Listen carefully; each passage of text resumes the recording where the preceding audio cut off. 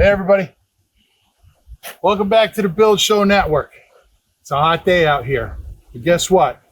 We're down in the hole. We got Perfect Block in progress getting installed. I got my good friend Farley here. He's going to join us. We're going to talk about what's going on. Welcome back, Farley. Hey, Steve. So you can see here we got the foundation going in. We got some blocks here stacked, getting ready to install. We got the guys installing them down there, and we're going to go check it all out. But before we get down there, let's just talk about a few of the details here. So last week we talked about the block in general.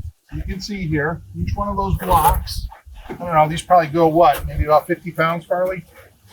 They range. They're between 40 and 45 pounds. Okay, so they're a 4 foot, 48 inch by 12 inch with a 12 inch block here. They get stacked up. You can see here, they get stacked up in the running bond pattern so that each joint just falls on the center point of the one below it, basically like building blocks, right? So we get that, but like any system, it looks a lot simpler than it is. I'm sure there's some tips and tricks that Farley has learned and that he can share with us. So give us some insight, Farley. What are we doing here? I see some sticks sticking out of here. I see these shims all over. I see this stuff. Yeah. You know, So talk to me. well, the first thing, most important thing, is to make sure that you're building square and plumb.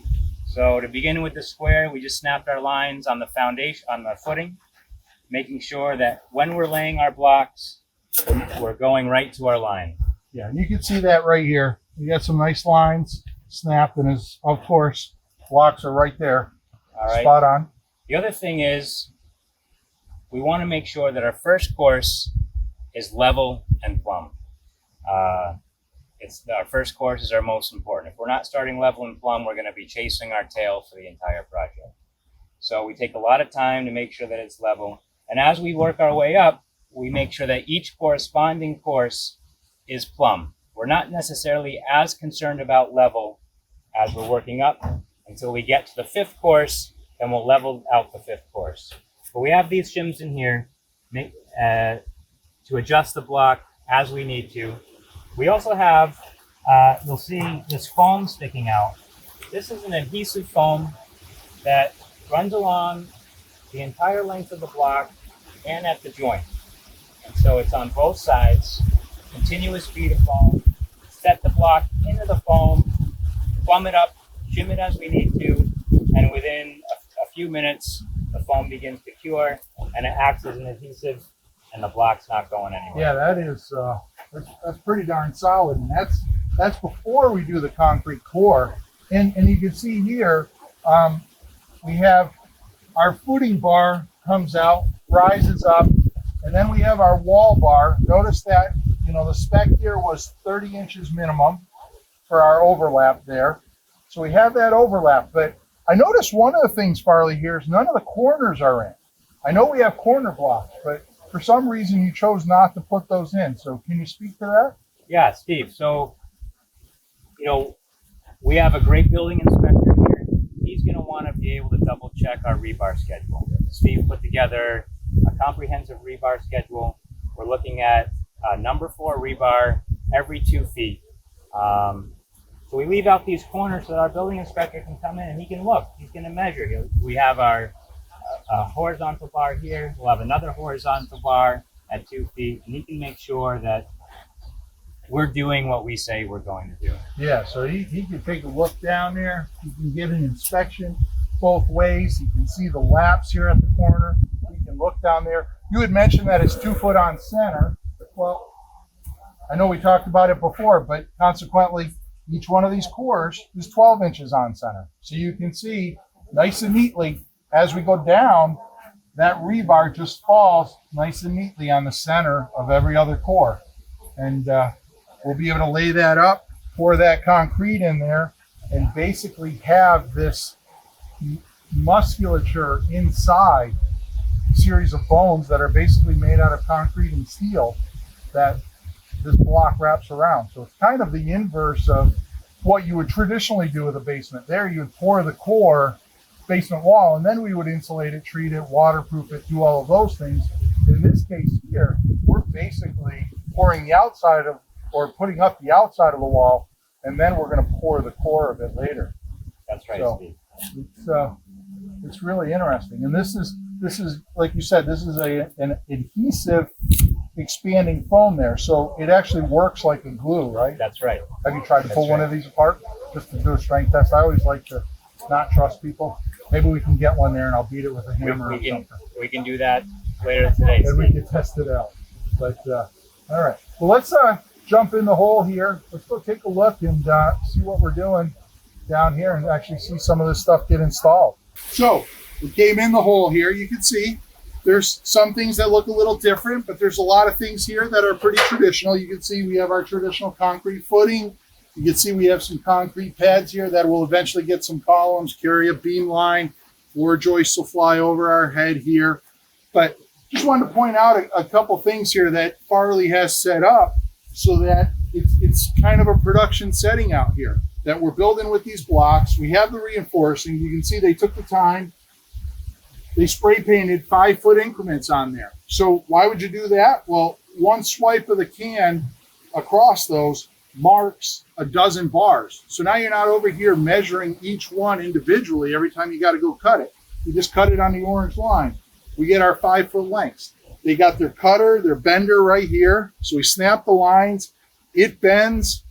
We got some staged corner pieces here. So it's this kind of production setting out here where you're doing things and you're always making sure that you have adequate supplies right here so the guys can just come over, grab them, use what they need to use. We got the corner here, and we got Farley over here. Farley, talk to us. So here's that corner piece that we've been talking about, right? There's that open corner, so the building inspector gets to see that finished bar. We have 3 making the corner. You can see the lateral bars making the corner. Everything's tied nicely there. That's right. So we have our corner piece here. It's asymmetrical. So on one side, here, why don't you hold that up? Yeah, let's hold it over just like this. One side we have 10 inches. All right. The other side we have 8. So when you're laying out your rebar in your footing, you're also going to have to predetermine which side of your corner block is going to face which direction. So in this case, we decided that the 10-inch side would face the north and south axis, and the 8-inch side would face the east and west axis. And that 2-inch difference, Farley, that's this inside corner. Exactly. So one of these runs long, one of these runs short. So you have to make up that 2 inches on the outside corner. That's exactly right, Steve. Got it. So then this goes up. This just sits right in there. We'll have our rebar. And then Farley, talk to us about what your plan is. I mean, these go in, obviously. We can't just go pour concrete and just letting it sit there. So that's right. And even though we have this adhesive foam that we're using, the glue is not strong enough to hold this corner piece in with the weight of the concrete. So what we're going to have is we're going to have bracing on all of our corners. It'll consist of 3/4 inch plywood that gets ripped in half. So we'll have a 2-foot strip on this side. We'll have a 2-foot strip around the corner. Those strips will then get reinforced with 2x4s and then through bolted through the block, holding both sides in place. That way, when we're pouring our wall, I don't have to worry about this corner piece getting blown out. that's awesome, Farley. Now, one of the things that I think is really cool about this,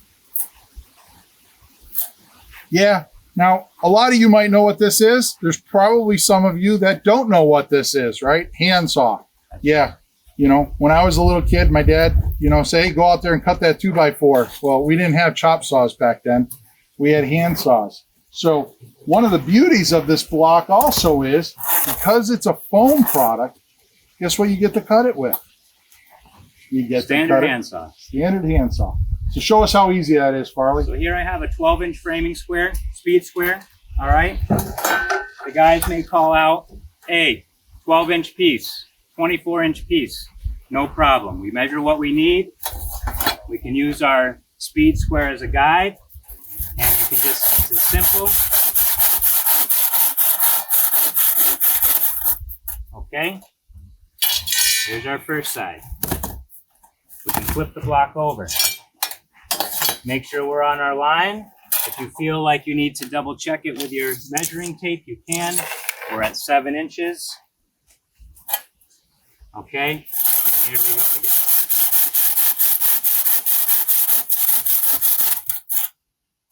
All right, now I have a piece that I can pass up to the guys. It literally takes a couple minutes to cut your block to size. Yeah, you get a nice section of the cross section of the core there, Harley. You get to see, this is on the core side, but you get to see where that core is. You get all those insulating properties of that insulation just being continuous across the block. So yeah, what a treat it is to come out here and spend some time with you, Farley, checking this all out. So that's all we got for Down in the Hole today. We're going to go back to the studio. I'm going to pull up some wall sections. We're going to talk about those in detail, what I sent to Farley to, and what we worked through to get to this point. Stay tuned. I know I said it was only 2 weeks, but here's a third teaser. I'm going to ask you to come back next week. We're going to go down there. We're going to be right with the guys. We're going to be putting them in, and you'll be able to see block by block go in and what exactly that entails. So I'll see you back at the studio. Hey everybody, welcome back. We're back here at the studio. Guess what we got? My good friend Big Red. Hope you enjoyed that trip out to Martha's Vineyard there. Farley's a great builder trying to do the right things, and he's walking the walk with his own house. And he's just a real interesting projects when I get to work with Farley. So stay tuned, because like I said earlier, we're going to have literally dozens of videos come out of that one project. So I'm really looking forward to watching this one get built. But before we can get through those videos, we got to get through this one. So let's take a look. We're going to take a look at how that foundation starts. We're going to look at that footing foundation wall interface, and let's check out this detail. All right, so I printed out that detail. You can see it here. My friend Big Red. You can see this is the lower part of that perfect block wall. We can see the outline of the footing here. Right. Notice that in the footing we have our rebar that goes up. It turns, different direction every other bar. So these are 24 inches on center laterally. You'll have another bar that comes down and does its thing. But the important thing here is that we get that minimum 30-inch lap here. And so that we have that second bar that goes up. Notice that we have our lateral bars in there. Every 24 inches, concrete will flow through these cores, interlocking the series of blocks, interlocking that keyway, laterally tying those together, and then as well as the vertical cores. So what you basically end up with is you end up with this kind of waffle slab-like system that then has the footing underneath it, and the bars rising up through here, and then the bars going laterally across there every 24 inches on center. But basically this is the concrete, right? And remember, one of the beauties of this block is that 30-70 relationship, right? 30% being concrete, 70% being insulation. So we have the ability here now to take a full foundation wall, take 70% of it, eliminate that as concrete, but then enhance the system as insulation. So hence that perfect block name, right? Let's talk about what we're doing in addition to that perfect block. So we have the insulation on the perfect block, the concrete core, the insulation there. We chose to run 4 inches of EPS underneath the system, and then we'll run 2 inches up the wall. We'll put a 10 mil vapor retarder in there, and then tape that off there. Pour our concrete foundation wall, or concrete slab, sorry. And then our 2x4 mud sill, put a little sill sealer underneath there. Frame that wall up, put a finish on the frame, and then we'll fill that with a blown rock wool. So we'll end up with, roughly the 21-ish, 2 inches at 8, and then 3.5 inches. That'll be, roughly 15. So there you go, 21, 8, 29, 39, 44-ish, roughly, across that wall. Not a bad system. And then down here, we'll get roughly about R16. Remember, in this house, we are going for Passive House certification. Another thing of note, notice that we have a drain tile down here. It's in a stone bed. And that goes around the perimeter of the foundation. And we have a couple cross links in the foundation because of its 122-foot length there.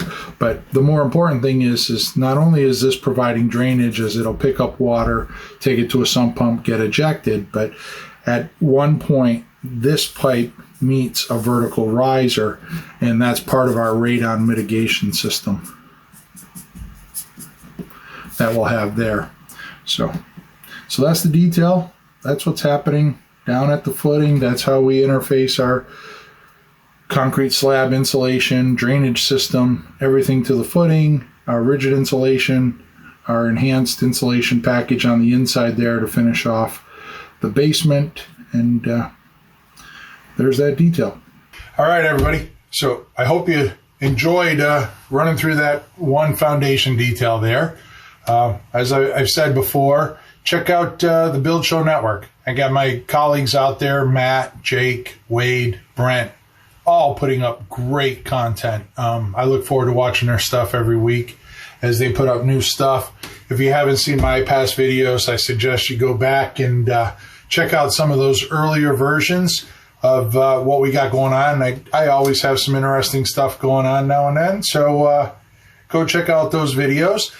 If you don't follow me, go check it out on Instagram. I'm at Stephen Basic Architect. I post all kinds of good content there that you can follow along, hopefully learn a few things or start some discussions, and come back at me with some questions or thoughts, and we'll walk through it and we'll learn together. But until next time, on the Build Show, long live our buildings.